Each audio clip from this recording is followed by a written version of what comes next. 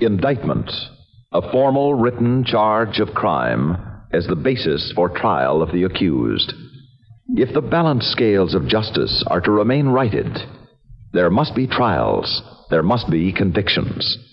The vital step which leads inexorably to these is the accusation of guilt by the grand jury, the indictment.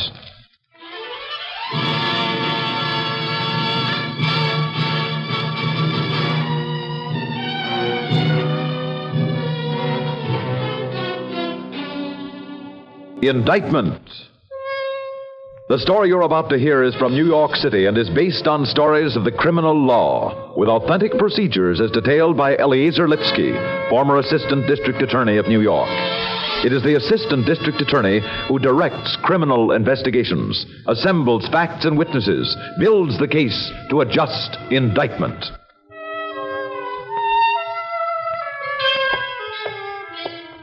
Oh, excuse me, I'd like to visit Mrs. Lalabassa. Private room? Yes, ma'am, believe so. Oh, yes, the girl who's married to the Indian gentleman.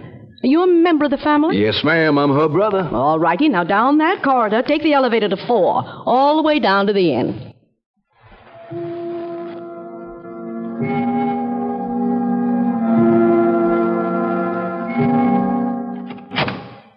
Ellie? Huh? Ellie Mae. Doctor? Clement, how did you... Who let you? Hush now, honey, hush. It's all right. I'm here now, and that's all you got to know. But my husband... Honey, there's just no stopping a determined Texan.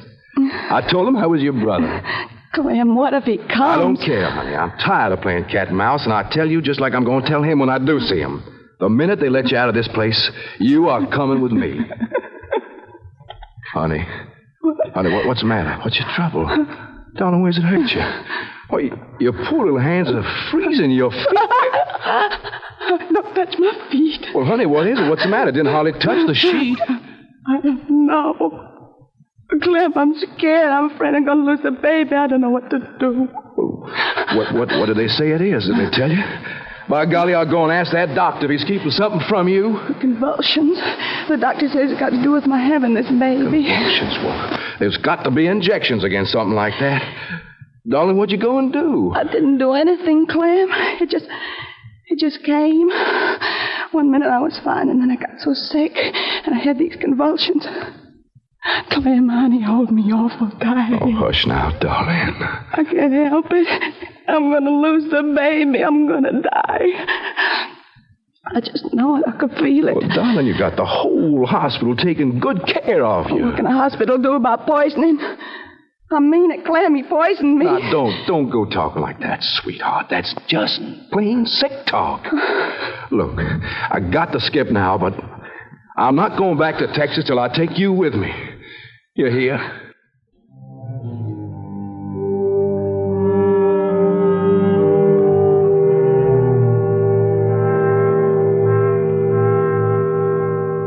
Lalabassa, I've just seen your wife. How is she tonight? Not so well. I'm glad I caught you. I wouldn't suggest a visit tonight. But, Doctor... She's had another convulsive attack, and there are marked opisthonetic symptoms. I beg your pardon? True, I am a research chemist, but physiological terminology is out of my line. It's a term that describes characteristic convulsions in toxic pregnancy. The body rests on the heels and head. The back is arched. Is there anything I can do? As a matter of fact, there is. I want to put her on calcium immediately. Calcium chloride and elixir of lactopeptin. These cases of eclamptic toxemia in the latter months of pregnancy are thought to be due to a deficiency of calcium. And what is it you wanted me to do, Doctor? Well, the hospital pharmacy is closed. It'll be a matter of picking up the order from outside. I've already called for it. Would you? The nurse will administer it, of course. Of course. The pharmacist has a prescription. I might as well tell you, you have a very sick girl there, but we'll bring her around. That I can safely promise.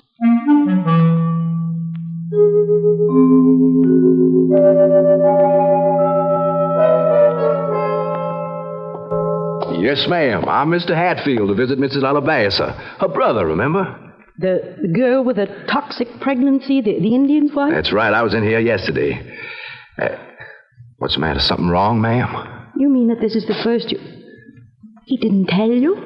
Well, is she gone? You mean she's all better so soon? Mr. Hatfield, she passed away last night.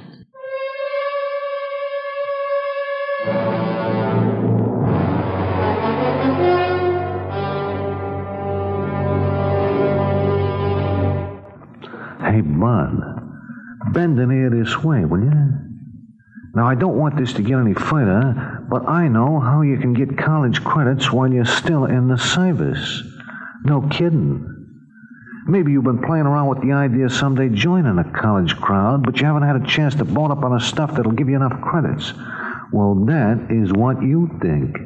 I got news for you, chum. You get the chance right now without any trouble at all.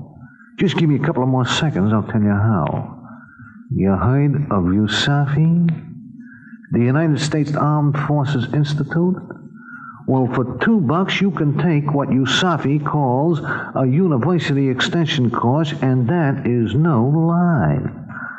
Well, all you got to do is put in an application, just shell out $2 and give with a little brain work.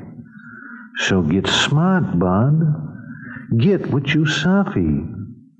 See you around. But I'm telling you, Mr. McCormick, practically the last thing she said was he's poisoning me. Just that way, just those words. He's poisoning me. Now, I suppose you want to know where I come in. Well, I mean, it's a motive. How do you make that out? Well, her husband knew we were in love. Because she told him when she asked for the divorce. How did she come to marry him in the first place? I don't know. It was just one of those things. She come up from Tennessee to Columbia to study chemistry, and he come over from India, and I guess he just plain fastened her right off her feet, and they got married. He's on some kind of research fellowship. And how did you meet her? I met her on a plane. I was coming up from Texas, and she was coming back from Tennessee. We got talking, and got to meeting, got to walking. That was about the story, but he knew about that because we told him. I see. And you think that's motive enough for murder? Mr. McCormick, I'm only asking you to look into... Well, I'm afraid I'd need a little more than suspicions. With all due respect, Mr. Hatfield, I imagine you both felt a little guilty about your, meetings. Yes, sir. Guilty, that's true. But I never do things but open and above board. That's why I made her take me to see him and tell him right out. But Ellie Mae and I, we belong together more right than him and her ever did. Has it occurred to you that Mrs. Lalabasa might have projected her guilt feelings on her husband and made up a fantasy about his guilt to salve her own? Look here, Mr. McCall, I don't understand this here psychological talk. I only know what Ellie Mae said to me. Well, people are always suspecting they're being poisoned, and how many check out? Very, very few. You see, poisoning is a rare psychopathic type of crime, frequently charged, rarely encountered. Mr. McCormick, how many times do you get one where the man is a research chemist? How many times do you get one where the man is the last one had his hands on the medicine itself? What's that? I thought she was in the hospital. Yeah, sure, but I did some checking. I found out Ellie Mae's husband fetched her last medicine from a drugstore. The hospital pharmacy was closed for the night, and he run the errand for the doctor.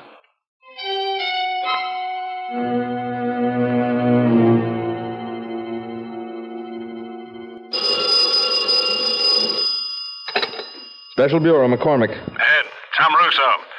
On the diagnosis and death certificates, Mrs. Lalabasa. Uh-huh. I'm over at the hospital now. She came in as an eclamptic toxemia. That's toxic pregnancy. And that's how she was buried. You talked to the doctor? Uh-huh. I've got the whole history, symptoms... Well, tell me when you come in. How'd you make out on the medicine Hatfield mentioned? Dead end, Ed. The nurse administered the stuff. Calcium chloride and... wait a minute.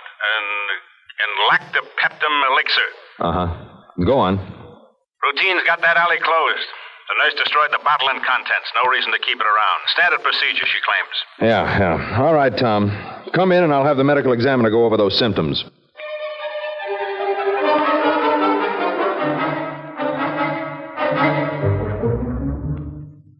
Look, Ed, let me save you some trouble.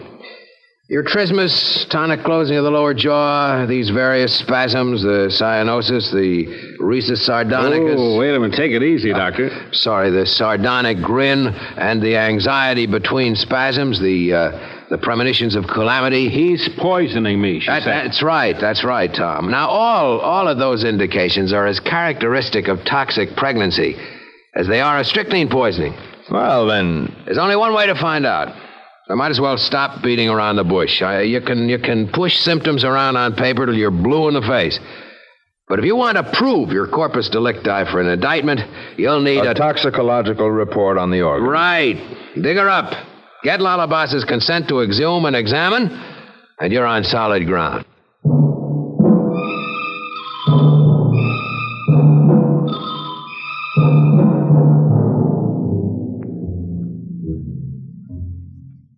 That's your final answer, Mr. Lalabassa? That is my final answer. All right.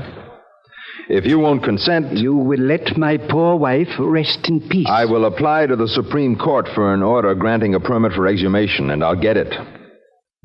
I understand you're planning to leave for India. Within a month? Well, don't. Until the report is in.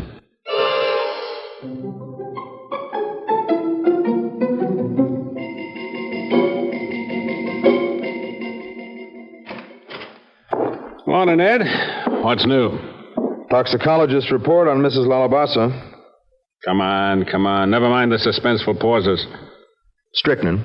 Ouch. What's your case now? I'll check them off as I go. 1, was the medicine the source of the poison? We'll never know.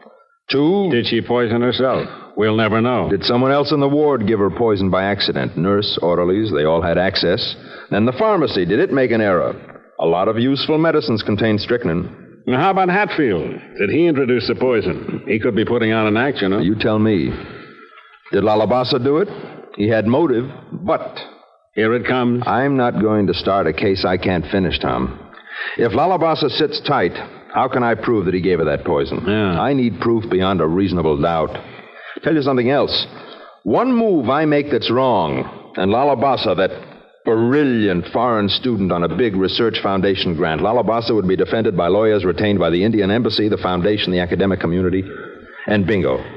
There's the special bureau in the papers with international repercussions all over the place. Yeah. Proof you need. Proof. Beyond a reasonable doubt. Mm-hmm. Well, Hatfield's coming in later. I'll see what he knows about Mrs. Lalabassa. Meanwhile, no visitors, Tom. I've got a lot of reading to do. What's all that? Well, remember what the medical examiner said about poisoning cases, only about 1 or 2 a year? Yeah. I've got them all the way back to 1897, and he's right. They're hard to prove. As a matter of fact, this will be my first, and I hope it's the last.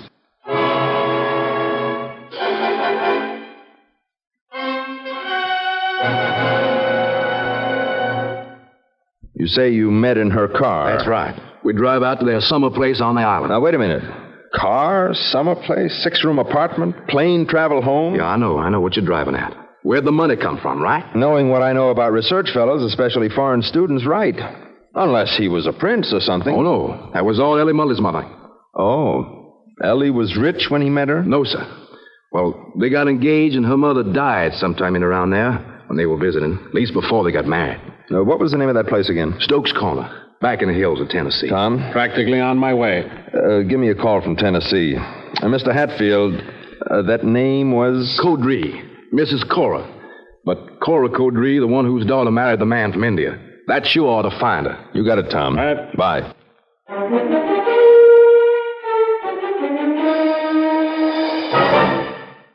In just a moment, we shall return to Indictment. Special Bureau, McCormick. Ed, Tom Russo. Yeah, Tom. What did you find in the hills? Something. You better come down here first plane. I found Ellie Mae's mother. Now, what's the story? Tetanus. Her mother died in convulsions.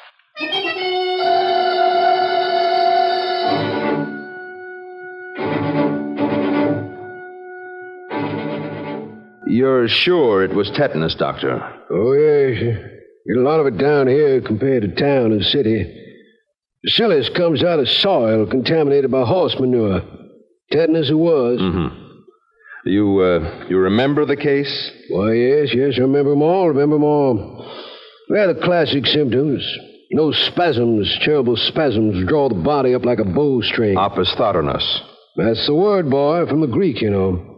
Opisthos, that's backwards, and tonos, that's stretched backward. Uh-huh. All characteristic of tetanus. That's right. And also of strychnine poisoning. Well, yes, that's true, but you don't get that in the hills here. What do you do for it? Well, she's pretty far gone. Gave the poor soul a jolt of serum by lumbar puncture. But she went. What's all this about strychnine poisoning? I was just wondering. Now, who do a thing like that? It was Ellie Mae down here with her every minute. That Indian she was going to marry. Well, you'd have thought he was her own son, the way he tended Cora Codree. you don't believe me, go on up to the house. Talk to old Sarah. Now, just a minute. Who's old Sarah? That's the housekeeper, Mr. McCormick. Have you talked to her yet?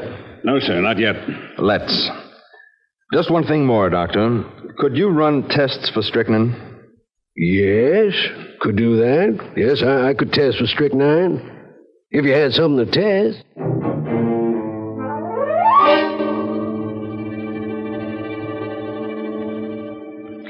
Yes, sir, folks talked about him being Indian and dark, but loving, tender care, or you never saw the like. Oh, what did he do? Why, he couldn't stand seeing her suffer like that, and he went into his doctor bag and he come up with medicine. He said they never had none like it in the drugstores even, much less our little old clinic. He gave her this medicine? Pill, liquid, what was it, Sarah? It was liquid. Go on. Matter of fact, he gave it to her before she come down with a lockjaw. She was feeling poorly, and he said it'd be good for what ailed her. Fixed her up fine, too, and up and around, and then that night she took the lockjaw. How'd she get the lockjaw? Just a scrape on the ankle. You know, an old rusty wagon tongue, just a little scrape. And it was that night he gave her the medicine again so she wouldn't suffer in her joints. And I tell you, if I ever come down with a misery, why, that rare stuff out of the doctor bag, I'm going to take a good dose. Well, you get it. Do you know what it was? No, sir. I don't know what it was, and I don't know what it is, but I still got it, and I aim to use it. I'm just as bad as the Caudrys, you know, the way they got their money. I don't throw nothing away, nothing.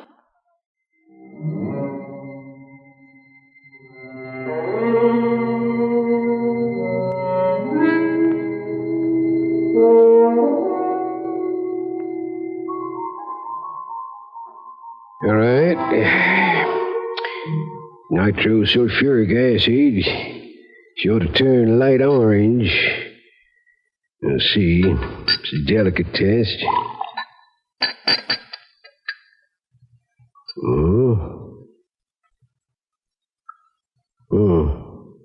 Yeah, you are.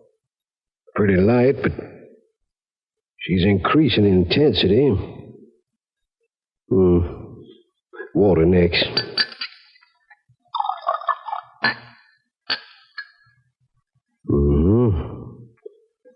Here she comes, light pink orange. Let it set a while now.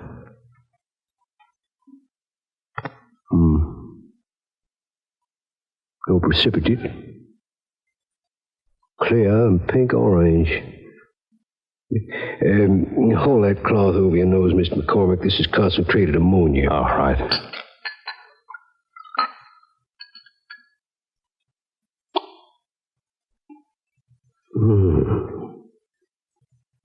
Clear as gin. Strychnine.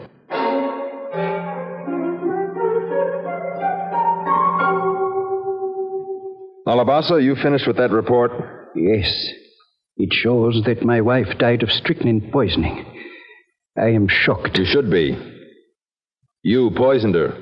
How? With that dose of calcium chloride you got from the pharmacy. How can you prove that? It might have been a mistake made by the pharmacy. I really do not think you can prove anything but a possible accident. I loved my wife. I can prove that your wife's mother died of the same type of poison. I see. Are you prepared to base your defense on two mistakes? My defense? To an indictment for murder in the first degree. Or would you rather make a clean breast of the story now? A confession. Shall I call a secretary? Let me think. Now, let me tell you what you did. When your mother-in-law got that scratch on her leg, you gave her a mixture of strychnine, using that old housekeeper as a tool. Your expectation was that her death would be taken as caused by tetanus, lockjaw, which the symptoms imitate. Did I? And knowing your wife was having a difficult pregnancy, you did the same. One small dose to send her to the hospital with symptoms of toxic pregnancy, in convulsions. And a second fatal dose, using the nurse that time as the tool to kill her. Very interesting, but mere coincidence. I am prepared to indict you and convict you and send you to the electric chair on that coincidence. And I mean it, Lalabasa. You have no case. I have studied your jurisprudence, and you have only a circumstantial and a suppositiously circumstantial case at that. Lalabasa, I have two cases. I do not understand. You have no case in New York. My mother-in-law died in Tennessee. What else will you try me for? being a foreigner in an American court? No. I'll only try you for the murder of your wife by poison. My other case is called People Against Molyneux. And what has that to do with me? You can only prove one case at a time. It's a leading New York case which laid down the rule to allow the introduction in a case like this of prior episodes of poisoning to prove the guilt of the pending charge. It is designed to overcome any possible defense of accident or mistake or coincidence. And in your mother-in-law's case, where the family money was first at stake, the old housekeeper saved the bottle of poison. It'll be People's Exhibit 1 at the trial. I am under arrest? Yes. May I call my embassy? I think you'd better. The story you just heard was drawn from New York City and based on stories of the criminal law as detailed by Eleazar Lipsky, former assistant district attorney. The names of all persons and places were changed. Indictment is written by Alan Sloan, produced by Nathan Kroll, and directed by David Hebb.